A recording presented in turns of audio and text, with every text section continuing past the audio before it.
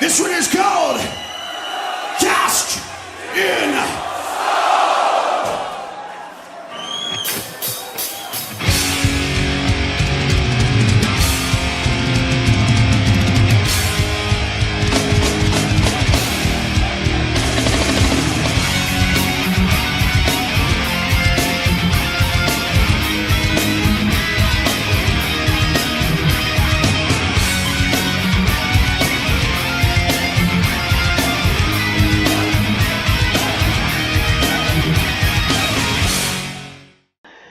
Ladies and gentlemen, welcome to your first ever, I think it's your first ever, episode of Podcasting Stone. It is a podcast for all of you super Ice Turf fans out there. We don't believe that Ice Turf gets enough attention. My name is Jason. I'm joined with my co-host Chuck. How you doing, sir? Jason, how are you, my friend? I'm very good. Doing good. I'm excited. I'm excited too. I just wanted to give you a background to the people listening. We believe as Iced Earth super fans that on the internet and overall, Iced Earth does not get the recognition and that they should get. So we're trying. I've always wanted, and I look on YouTube and other areas to hear people talking about Iced Earth. And since nobody else is doing it, we have to. Yes, we do. Every time people ask me what's your favourite band, Iced Earth is always going to be the answer. For me anyway. And I just feel that they're one of those bands that they are one of the most diverse bands in metal for me. If you don't count tech metal doesn't count because they're just being pompous. But yeah, like I just don't know, just something about Iced Earth resonates in me like so much. And whenever I see them live, it's just it's an event, it's a fucking massive event. And I just feel that, for a band that's been going for like 30 years now, roughly, isn't it? 30 years? 27 since their debut. Yeah, but didn't they form in like 1984? Well, yeah, absolutely. So yeah, 30 years. About 30 years, like, and especially like, obviously, I'm English. I'm from the UK. They still play very small venues. That's good for a fan because you're very close. It's very intimate. But I feel they should be playing much bigger venues and be selling out more shows because they deserve it. They've got the same pedigree as bands like Maiden and Metallica and Slayer and these other really big kind of metal bands, and they're just not talked about as much, and it's a shame.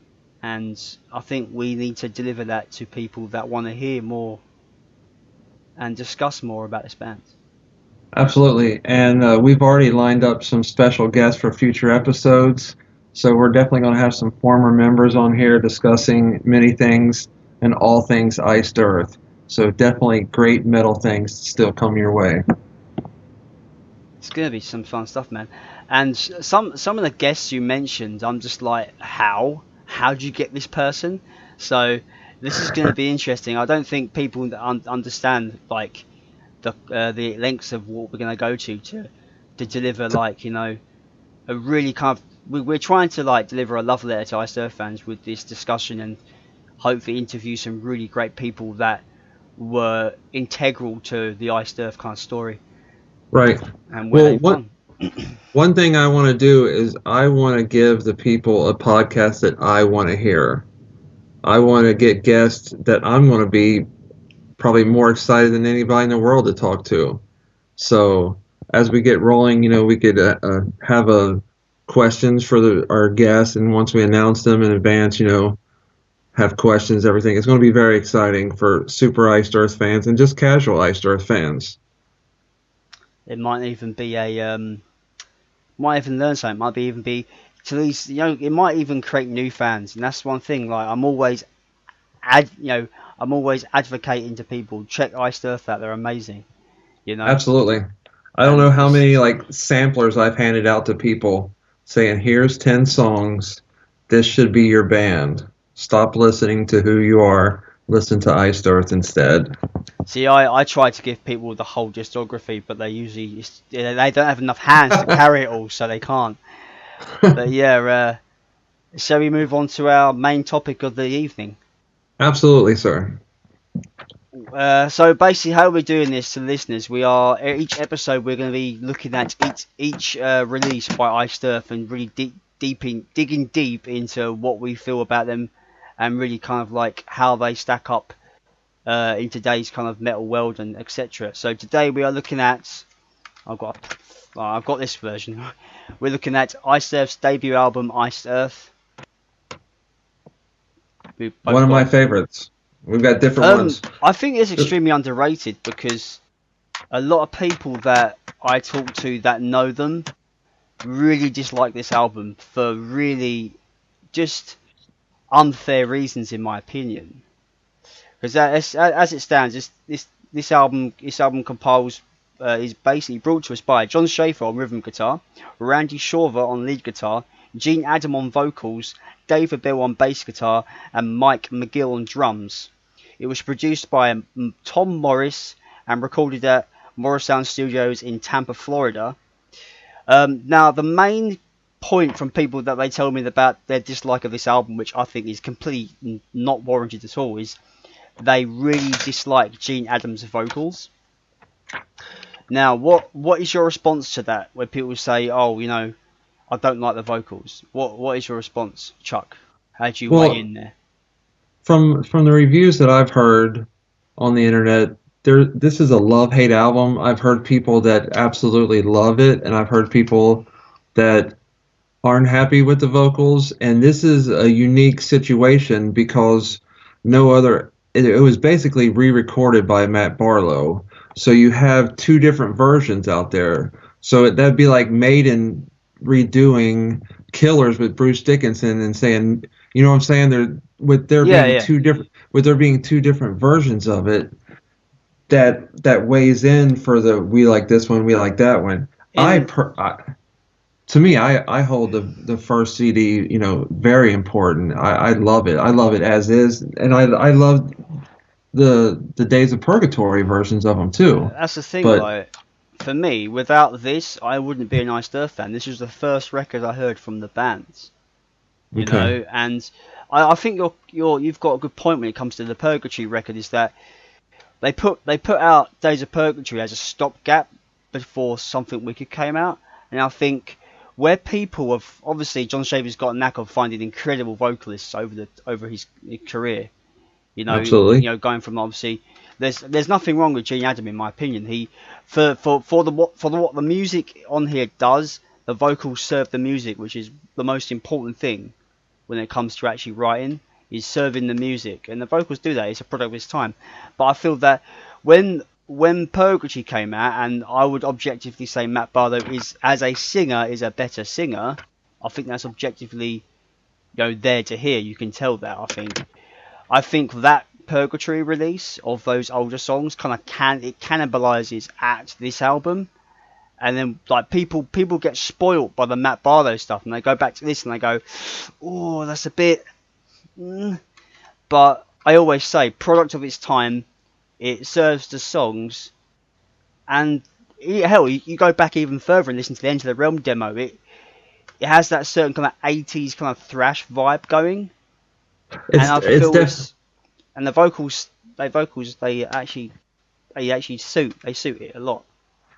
I wouldn't have it any other way. I think the vocals are tremendous. I mean, for the 8 tracks, with it being 27 years later, I listened to it just today, and the riffs. I mean, when I think of Iced Earth, sure, there's been 5 vocalists, but I think of the riffs of the songs, the tempo changes. Those are the things that have always drawn me to Iced Earth, and they're as relevant today as they were when they came out. I mean, I listened to The Funeral today, and you know, just an amazing song. Could be put in a set list today.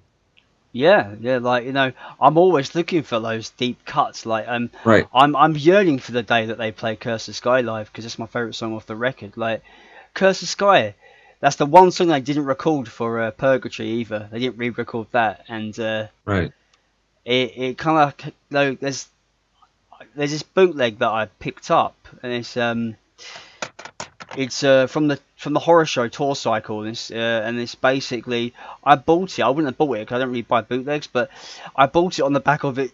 They played Curse of Sky with Matt, and I was like, I need to hear this like right now, Right. you know, I because it's one of the best. It's one of my favorite songs off the debut. I don't have the bootleg, but I've definitely heard it on YouTube because like you said, I seen that Barlow was doing it, and I said I've got to hear this. Yeah, yeah. But for this album, there's a few live staples that they did for a while, Iced Earth and Colors and When the Night Falls. But like you said, Curse the Sky is wonderful. Written on the Walls would sound great today. But And obviously, it's become cast in stone, yeah, which his podcast is named after, which is hilarious. right. It's good. And Life and Death, that's my sleeper track of this album. I Life, would love. Life and Death is the only track on here that I prefer Matt's version. Okay. I prefer his vocal at the beginning. I think it's fucking beautiful. So like I'm guilty of this as well, being spoiled by Matt's voice and then going back to Gene's voice and being a bit thrown off a little bit. Like, I'm not gonna lie, that's happened to me. But I still think as a whole, as an 8-track record, it's very good, and people should give it another go because I think it deserves a second shot, even though maybe some people didn't like it in the first place. How do you feel about, when it comes to recommending Iced Earth? Would you give someone this album to listen to first? Is that a good starting point in your opinion? To me, it wouldn't be my starting point, but I mean, there's nothing wrong. There's not an album on here that I'm ashamed of as being a super fan. There's none that I would say don't listen to that. It's awful, but it's not my go-to starting. Listen to this CD. Yeah. Which the one I would choose is your favorite. I know. So, which we've got to save. I'm not. Don't give it away. Right. We've got to save. We've got to save it. We've got to save it.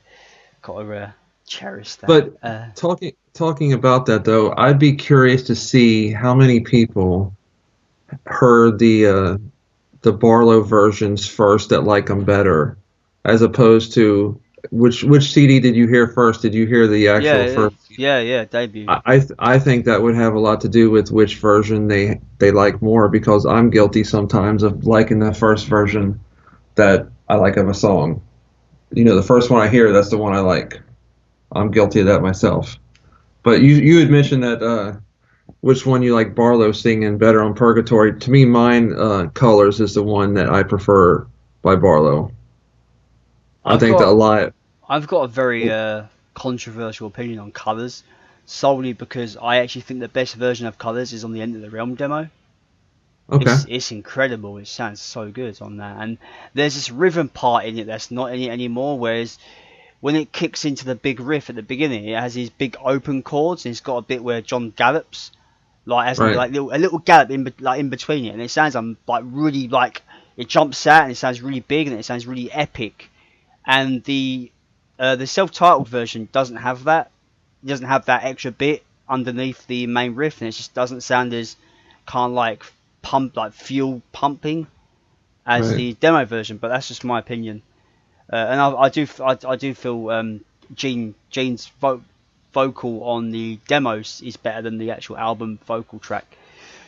On a personal level, that's just what I think. But yeah, it's always neat to hear people's different takes on which one that they adapt to and like more. Some of these songs were absolutely tremendous on Alive in Athens, which I'm sure we'll get to eventually. But that's one thing about Iced Earth is they go to live versions so well. There's only a few songs that I hear live that that I prefer the studio version of. They're such a great live band.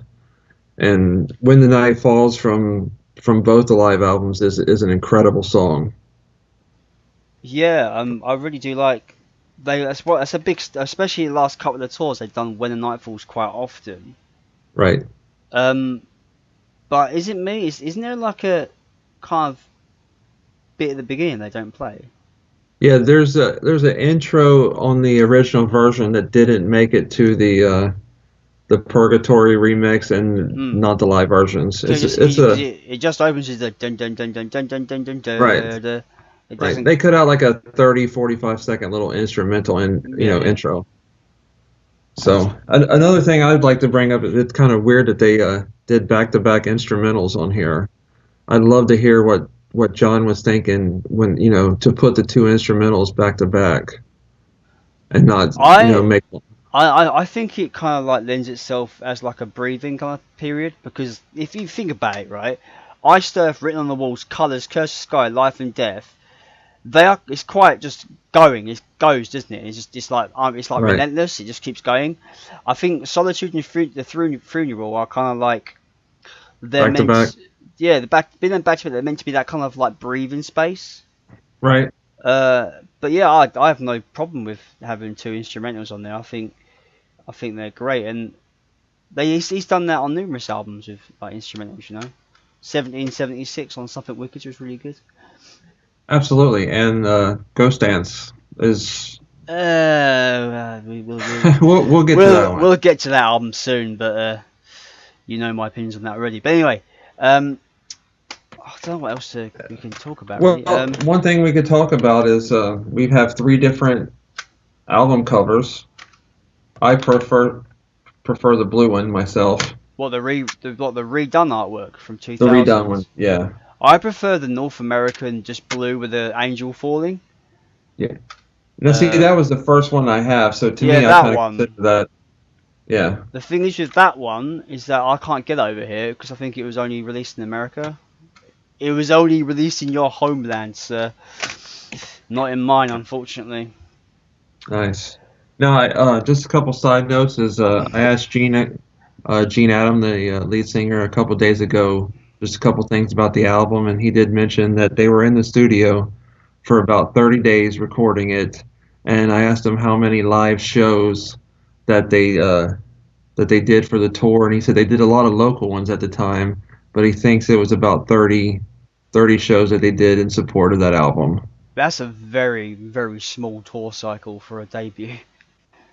It is, and I didn't ask him, which ones of those were overseas, or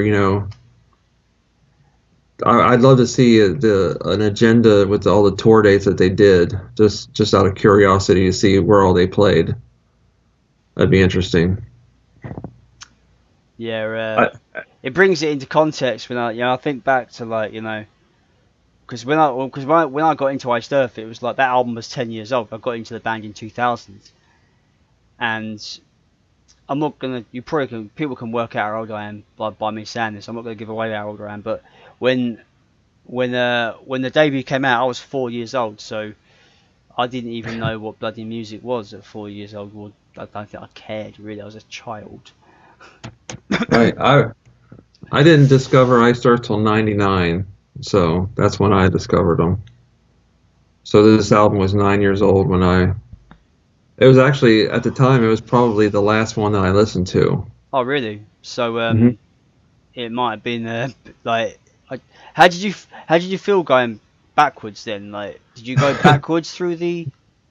Did you go backwards through the discography, like working? What album did you first discover then? I had asked a friend of mine, which was a metalhead and always wore Iced Earth and King Diamond and Slayer shirts. I said, tell me about this group, Iced Earth, that I keep seeing pictures and ads for in the American magazine called Metal Edge. And he says, I'll bring a few CDs. And he brought me in 2 CDs. He brought me Something Wicked and Dark Saga. And it was right after Something Wicked it came out, and I put in Dark Saga first just because I like the artwork a little bit better. So Dark Saga was the first one I listened to. Speaking of Dark Saga, yeah, I had to put that one in, and then of course the title track Dark Saga. I loved that they were heavy, but they were also very listenable as far as vocal wise. Yeah, that's actually a good record to start with, actually. Yeah, and then Something Wicked, and then I remember I went and from there bought Burnt Offerings next, and then went to Storm Rider, and somewhere I got in Purgatory in there, but I kind of, like you said, went backwards Hmm. at that time. And then, of course, by the time Horror Show happened, everything was current by then. How about you? What was your first CD? It was a debut. Yeah, the debut CD. Well, Maybe. basically, like when I was in school, when I was about 14, I had an older friend. He was much older. He was in like the last year of school. Um, and like you make friends of all different ages in school and that. And I went around his house once, and he was playing like this really kind of heavy guitar-driven, fast kind of music. I was like, "What is that? That sounds really cool." And he's like, "Oh, he described it as just like heavy guitar music."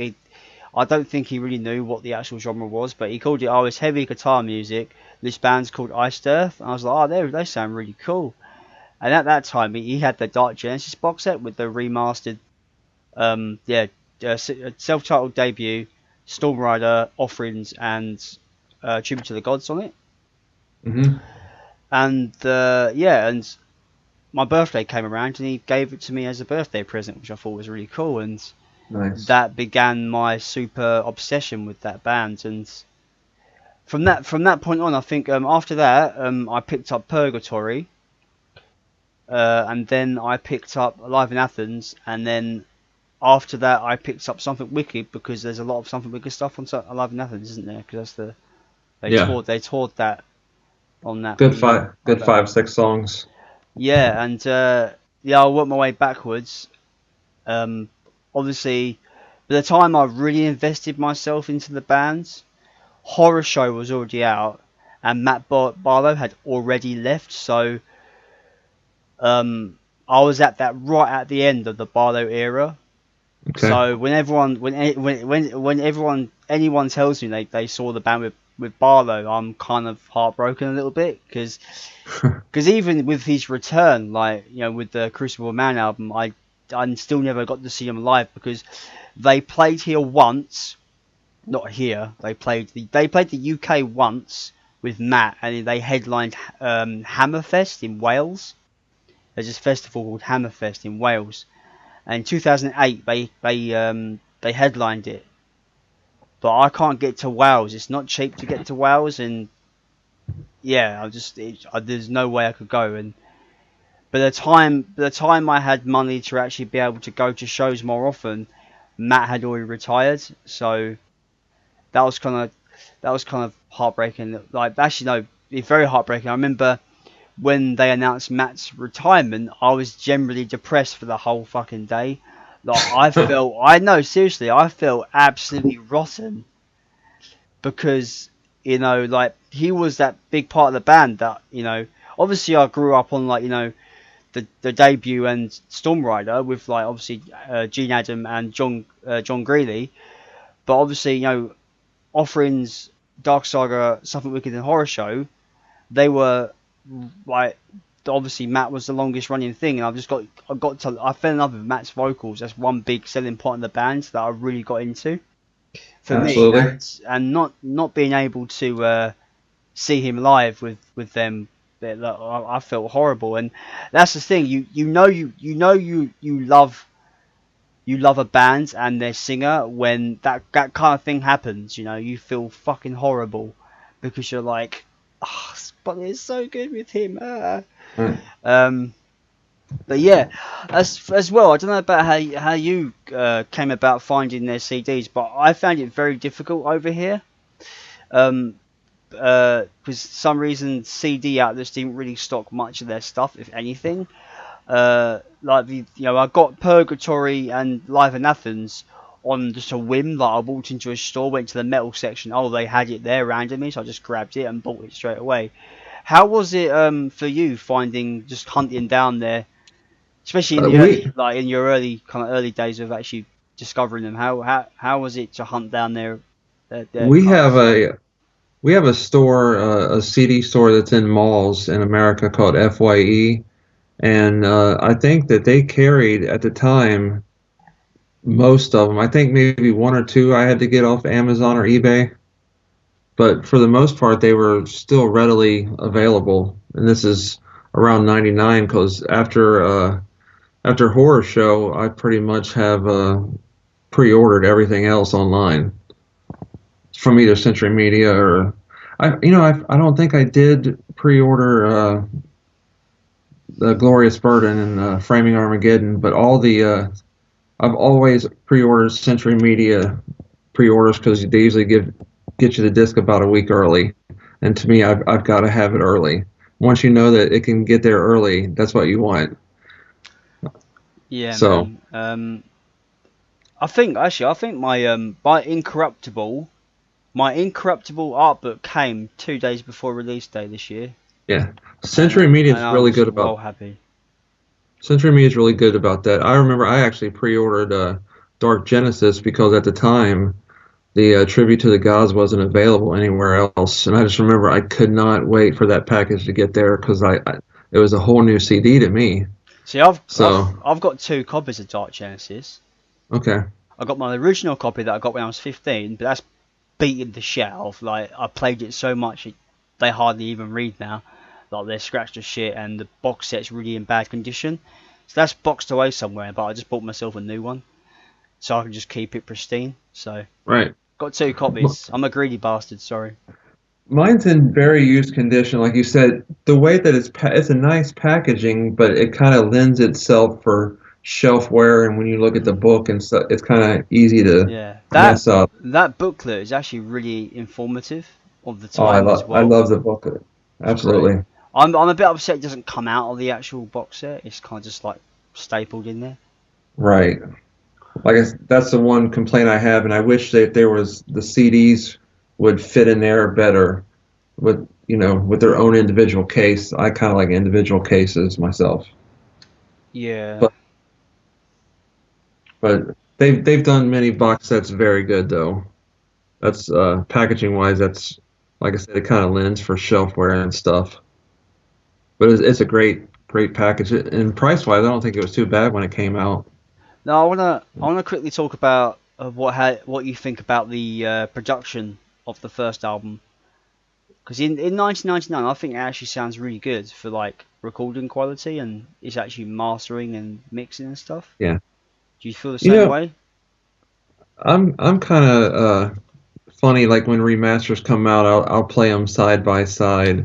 And when the remasters came out, I couldn't tell a huge difference. Could you, as far as quality? Not really. I mean, Maybe a bit more bass response, I think, possibly. I was very happy with the mix of the first album. Yeah. I mean, it's a great album. I haven't got the vinyl yet. I know you do. It sounds even fucking better on vinyl, man. Seriously, if you're an audiophile like me, it sounds amazing. See, Like, I did. seriously, there's little nuances in there that I've never heard before on vinyl. It really picks out all these little details. Like, it's insane. Like, it's actually crazy. It sounds amazing. It sounds so. I've never. I'll be honest. I've never heard the debut album sound that good. So, yeah, I would. get a vinyl player and get the vinyl because it's fucking it's beautiful. Sounds I beautiful. would. I would definitely put it up there with other. I mean, as far as debut albums go for metal bands, it's got to be one of the top ones. I'm kind of biased though. We're both biased. Hell, we're on a fucking podcast for Ice Earth. We're Right. definitely biased. Bloody hell. I I think their first album is the best first album. I think their second album is the best second album. I can go on with that. Oh man, I got a lot to say about Stormrunner, but But I think we're on there. Storm Rider is a different one, but I'm very pleased with the quality of it. Um, I'm definitely going to pick up that's one of my next ones. I got my vinyl player about a year ago. Yeah. So I kind of went from rarest to easiest. So Athens was my first one to get just because I had to have it just This is visually. just for I show the listeners, or the watchers, whatever you want to call it. This is my vinyl. It came out in it's a 2015 repress. Sounds awesome. It's on green vinyl.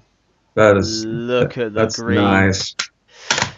That's nice. You got the tracks on the back with a photo, and then you've on the inside. It's quite interesting. On the inside, it's got the lyrics, and it's got the American front cover. which is interesting. So Okay. I don't know why that is, but Uh, yeah, the vinyl is the way to go. did that one come with a poster? Yeah, they all do. They all come with posters, but the only thing is they're all folded. I hate when they Yeah. fucking fold posters. Why do they have to fold posters for? See, I have this is still minty fresh. I've not unfolded it yet, so I'm not going to because I don't want to ruin it. But yeah, the vinyl version is the way to go. So Yes. Chuck, my friend, get the vinyls. They're amazing. Like I said, So when I good.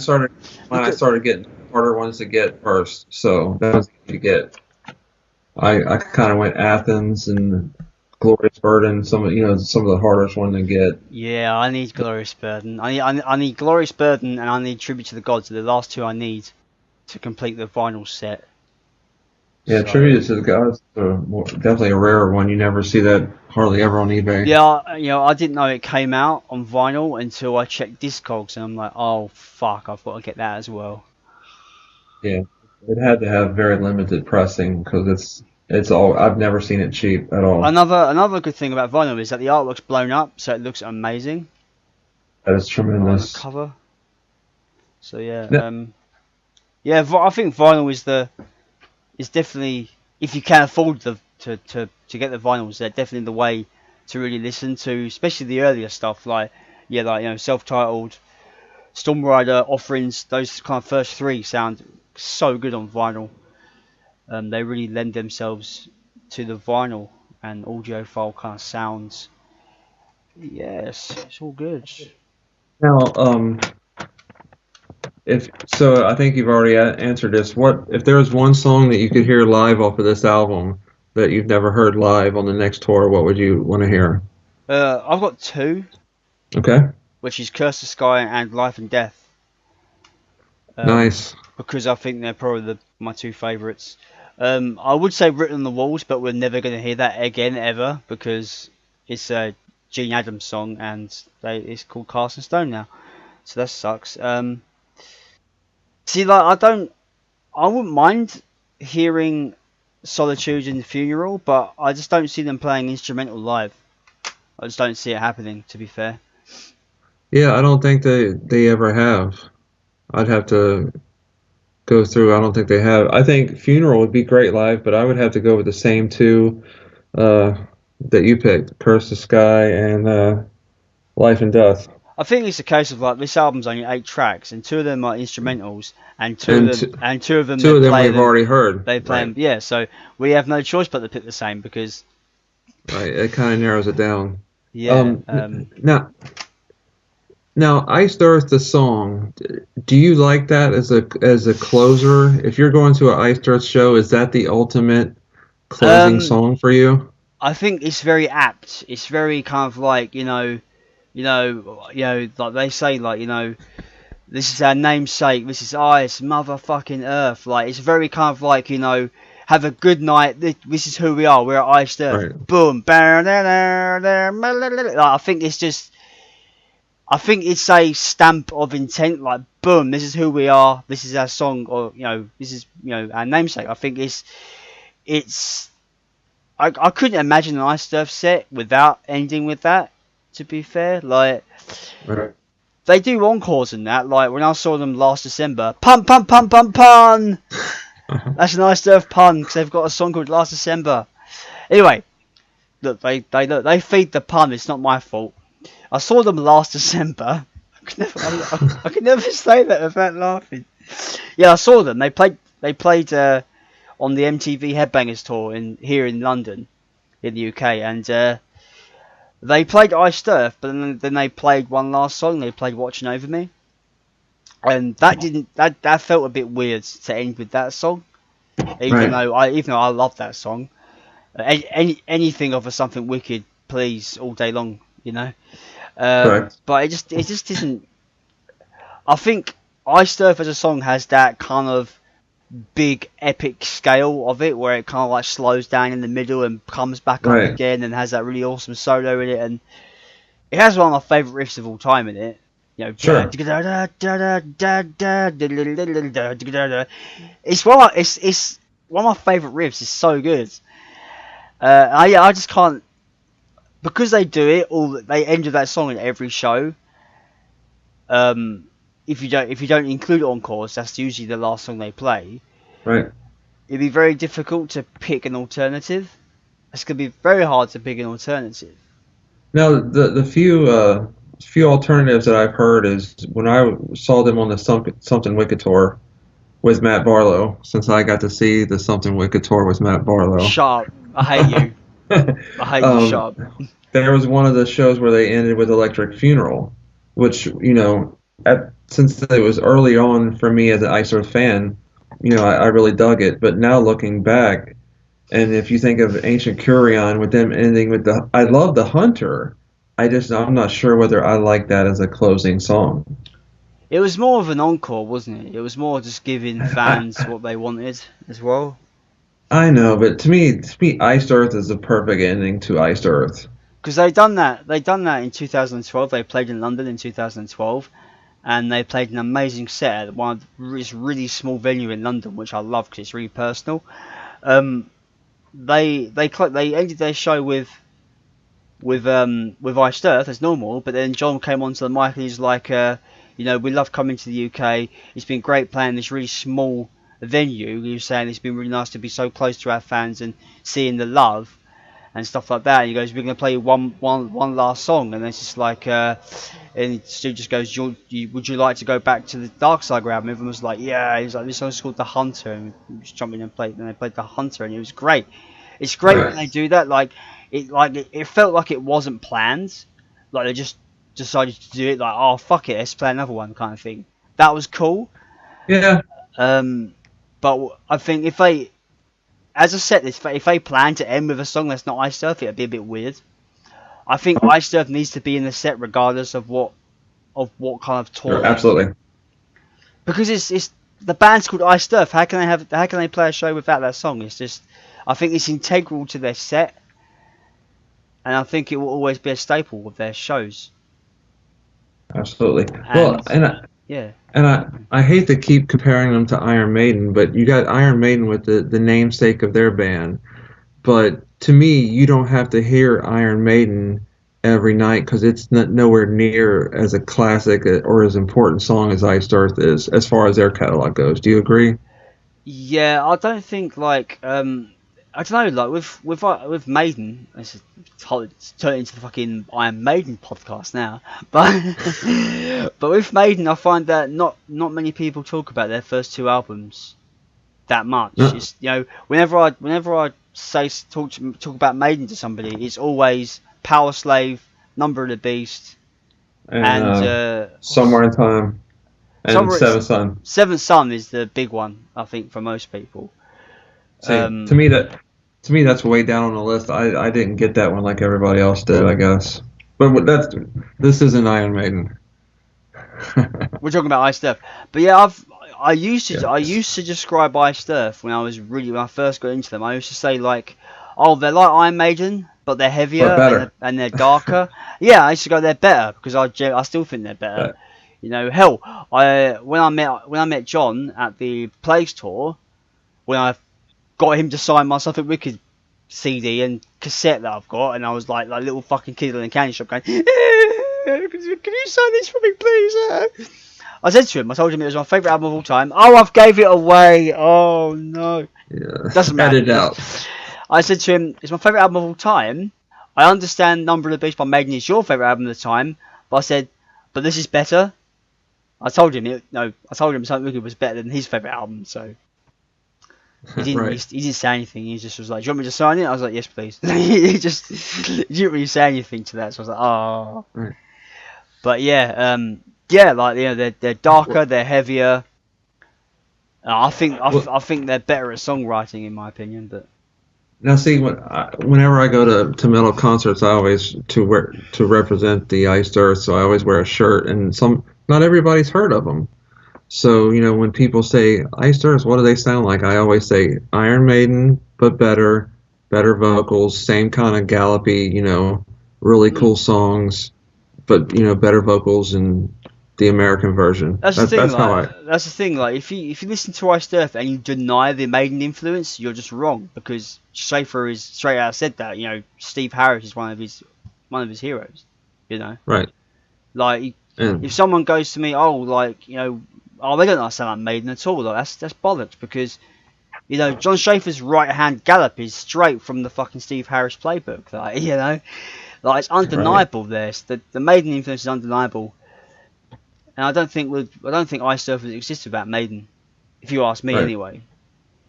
I always Um, wondered what a song would sound like if John got to write a song with Steve Harris. That would just be just mind blowing. I don't think Steve Harris will be able to keep up, because John Schaefer's galloping hand is insane. Right. Like, I generally don't think, like, I don't know, like, people might eat me alive in the comments though, unfortunately. If you think John Schaefer will beat Steve Harris in a gallop off, you know, comment down below and let us know your answers. Well, maybe we'll have a Gallup poll. That's kind of funny. Anyway, so yeah, that's how I tell people about Iced Earth. Now, a couple things we need to show before this is over is the first album you should show your special cassette, The Holy Grail. Oh God. Yeah, Now, I'm sure. I got a funny story about this. Well, it's not about me getting it, because I just went to Discogs and bought it. It was actually quite simple. But it's the Right. Enter the Realm demo from 1988. I paid about, I don't know, like $85. I think it's easier if I talk in dollars rather than pounds, so people know what I'm talking about. That's beautiful. My dad thinks it's fake, but I don't believe it's fake at all. I think it's the legit article. And what I like about this thing, I love the artwork for one. That's beautiful artwork. Right. And two, there's only 1,000 in existence. There's only 1,000 of these. Now I've got a funny story. I got a French friend called Felipe. He's a big Iced Earth fan. I actually met him at a show. That's how we became friends. And I posted a video of me holding this and like basically opening it and showing the booklet or the sleeve or whatever you want to call it. Right. And he goes like, "Oh, I'm so jealous. I want one now." And I was like, "You'd be paying quite a bit of money. It's about like, you know, 75 English pounds or like $85, whatever." And he's like, "Oh, price is no object." I was like, "That's exactly the answer I want to hear." And then I said to him, "They've got like 2 more on Discogs if you want to buy one." And he's like, "I really shouldn't. I ain't really got the money, but I really want one." And I gave him the link on Facebook, and he's like, and I was like, "Just do it, Felipe. You know you won't regret it when you afterwards. You know your wallet might hurt, but you know your pride won't. You'd be proud to have it." Right. And then he sent me a picture going like, "It's a no-brainer, mate." He's just got his confirmation order, and I was like, "Yay!" So I convinced my friend to buy the Holy Grail. So he owns one as well now. But yeah, that is my prized possession in my Iced Earth collection. I never thought I would find one. I never thought I would ever hold one in my hand right now. Right. And yeah, it's got my favourite version of Colours on it as well. Colours sounds amazing on this. And Nightmares. Nightmares is a deep cut no one talks about. Why wasn't that on the debut? Right. What the fuck? Oh, Yeah. Right. yeah. Now, I don't know what you thought about the demo. to me, that demo, I like the story that John told on Horror Show about prepping the interview disc, about getting those ready and how they were a little bit more than the average demos that were at the time. But he was like, it's worth it. Oh yeah, you can fucking tell though. You can tell like the production values. It's a quality release. Talk about the e-card, the quality of it. Yeah. It's no slouch. Like it really is no slouch, and it's like look how good it is. Look how good that print is, man. The print is fucking the bollocks. Look at it. Are you gonna have him sign that next time you see him? Oh, like that's a no-brainer, man. Fuck yes. Like I look forward to that day with open arms, man. Like. Right. Like that's my like oh my god, the thought of John Schaefer signing this makes me so bloody it makes me so full of fire. Oh man. Now, since we've discussed the first album and Gene Adam, I can't help but go ahead and mention that Gene Adam has a new project out right now. It's called Jacob's Well, and we'll try to put some links to how to buy that. I know you could buy it on iTunes, and there's several other avenues that you could get it. And it's only $4.99. I got the actual the release CD, but it's a very good acoustic project. If you like Gene Adam and you're like us and you have to have all things Iced Earth, you know, look them up on Facebook. They're called Jacob's Well, and we'll put some links on how to purchase that also. But Gene Adams back on releases.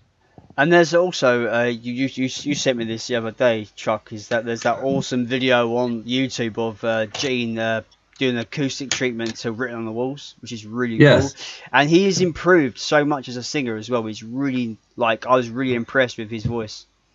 Well, as heavy as that song is on the debut, it's tremendous how well it lends itself to an acoustic version. Just shows the power of the songwriting and how great his voice still is 27 years later. It's even better. It's even better. I need to absolutely put a link to that on our page also. But yep. I think good honorable mention for that acoustic. That could very well. It needs to hear. People need to hear it. Absolutely. Especially the naysayers, the people that disregard the debut as nothing but. I've had people call it trash before, and that blows my mind. Like how is it trash? And I just think that the debut gets too much negative press, which is unwarranted. And I just think I know I sound like I'm playing a broken record where I keep saying that it's a product of its time, because it is. And you've just got to think to yourself, okay, what is the music doing? Okay, how does the vocals lend to the music? Okay, that works. That's good, Because I can't help but feel like if you ever go to any Iced Earth forums, right, or you see any discussion about the band, it's always like, oh, Gene versus, Adam versus Greeley versus Barlow versus Owens versus Block. And it's just like, right. Do we have to compare them all the time? For fuck's sake. It winds me up. They're all good in their own way. They all lent themselves to the records in their own way. They're all very good. And I'm just like, why do you have to always compare it? It winds me up, people.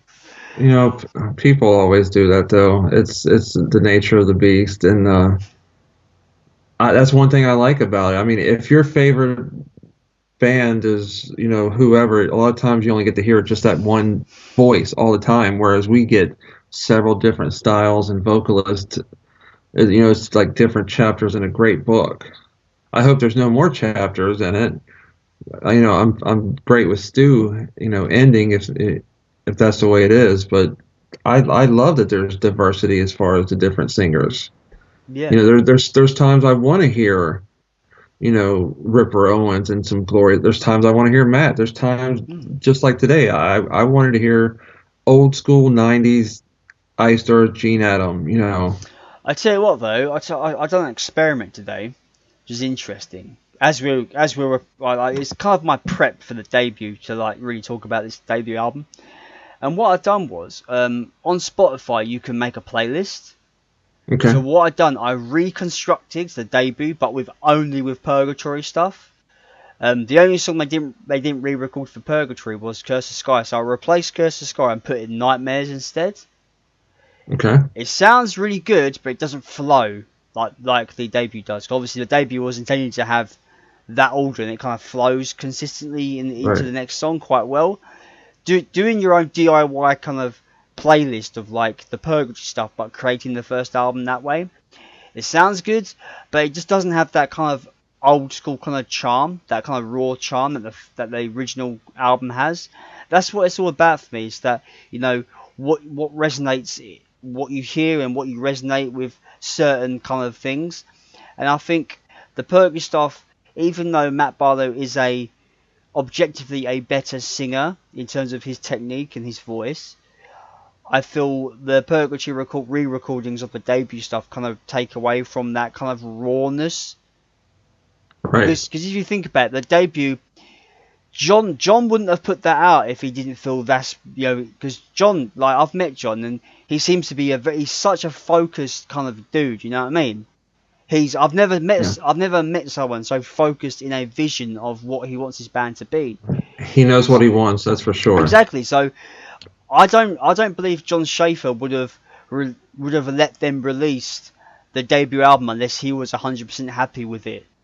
And for him to put that out, and well, hell, they got signed due to their demo, and people must have liked this for them to still be around. Especially nowadays in 2017, it's very rarely new bands get to their second record these days, because it's so hard to get and make an impact these days. And that's what I mean. That's what I'm trying to say, is that John is so focused of a man that if he wasn't happy with it, he wouldn't have put it out. The fact that he put it out is just saying to the quality of the record and how he felt about it, because I just feel it's underrated. It's the most underrated album in the entire discography of Iced Earth. It's the album that nobody talks about, and they should talk about it, because it's the genesis of one of the greatest bands in metal, and I just think that it's people are missing out not really giving that album a go. I totally agree, and there's some people that's going to like the Purgatory versions of this song, and that's fine. To me, there's no wrong answer, and I personally love Iced Earth song live over the studios. So I mean, as long as you're listening, it's interesting to hear everybody's takes on it. But like I said, that's my take on it. It's like if we go back to talk about the title track, Iced Earth.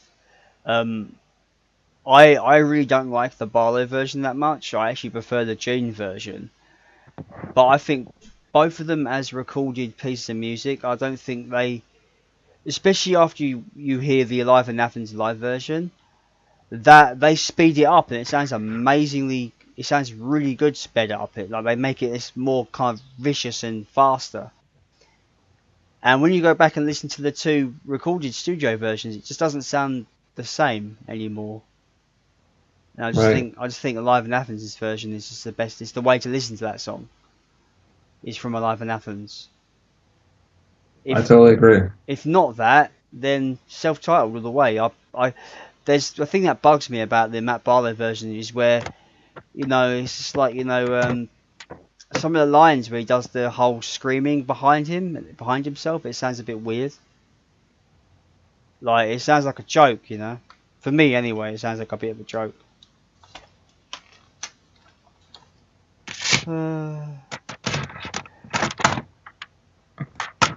Definitely a tremendous debut. Yep. I wouldn't be an Iced Earth fan without it, like I said.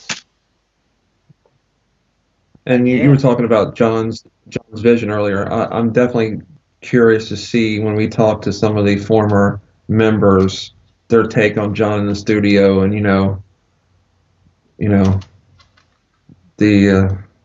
as we know, there's been at least one or two changes in members.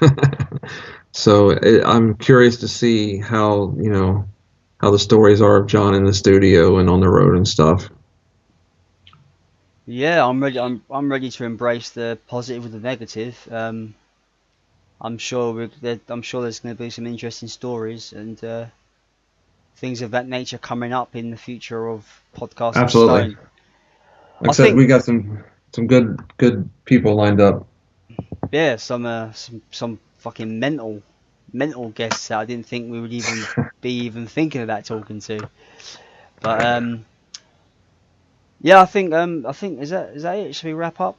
Is that wrap up? I think we've done good. We could wrap up, and we're gonna just for people listening, we're working on getting our Facebook page going, and like us on Facebook, and tell everybody about it. We're gonna share it around, and get the word out.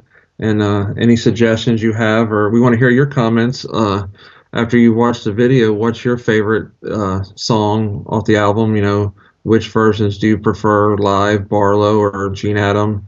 I'll be interested to see the feedback that we get, and please feedback.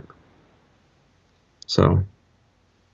Yeah, and But I think- and definitely join us next time where we're gonna go, knee deep into the depths of Dark Saga. Night of the Storm Or, Rider. I mean, not the Storm Rider. What are you talking about? I'm sitting here looking at Dark Saga. That's why I said that. So. Yeah, but look, I'm wearing a t-shirt. You don't see me getting confused. God damn it. Yeah. It's on your shirt. I'm sitting here staring at two Dark Sagas. So give me a little break. Joe, it's really scary. Joe's actually quite scary. The CD on top of my pile is Dark Saga. See? So, what are the chances? Anyway, it's too early for that one. We're not going to get there yet. Right, we'll get there. Yeah, but next episode we're going to be looking at Night of the Storm Rider. Yeah, look forward to that one. That's going to be a good one. I'm looking forward to that one. Absolutely. I've been Jason. Storm Rider, and maybe we'll show anything new that we get in the iStars eBay world. I should be getting something in soon, so. Oh yeah, I've got something coming in the post soon. I'm looking forward to it. Yeah. Anyway, we have been the Podcasting Stone podcast for everything Iced Earth. I've been Jason. Chuck Hoskins here. Yep, co-host Chuck Hoskins. For any of you that want to know, by the way, Chuck was the creator of this kind of vision for this podcast. So, remember to thank him in the comments for his amazing idea to bring Ice Surf fans together. So good job, Chuck. Good job, man. Absolutely. Anyway, we have been the podcast for Ice Surf and stuff. I've lost my train of thought, but oh well. Sod it. Anyway, we'll see you next time, I suppose. I'm losing my train of thought. Next time for episode 2. Thanks for watching episode 1. See you later, everybody.